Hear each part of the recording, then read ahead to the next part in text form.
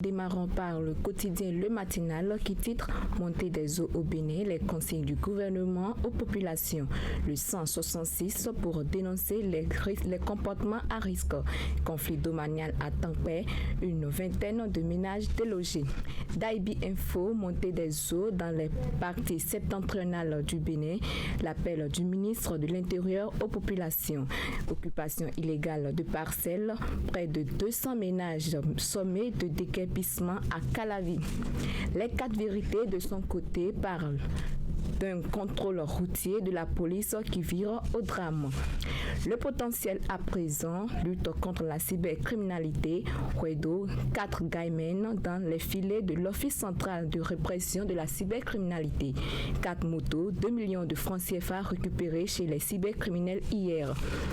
Actualité politique, et c'est avec le quotidien L'Économiste qui titre « Produits alimentaires au Bénin, hausse de l'indice harmonisé des prix à la consommation en juillet 2023. Échange de biens et services, le commerce sino-africain en hausse de 7,4% entre janvier et juillet 2023. Le pays émergent, médias au Bénin, l'application des mesures réglementaires liées à la carte de presse exigée et suspension du groupe de presse La Gazette du Golfe, la haute autorité de l'audiovisuel et de la communication AC et les requérants invités à produire leurs observations.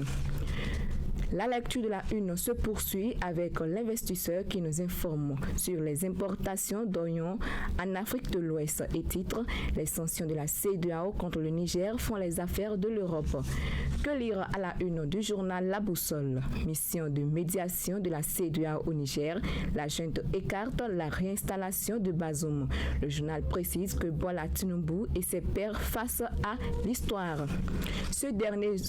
Le dernier journal, c'est le Télégramme qui nous informe sur le dossier de suspension de la Gazette du Golfe à la Cour constitutionnelle et titre « La HAC et les requérants invités à produire leurs observations ». Et football, Coupe d'Afrique, le Niger retire ses clubs engagés. Les détails sont à découvrir dans les colonnes du journal Le Télégramme.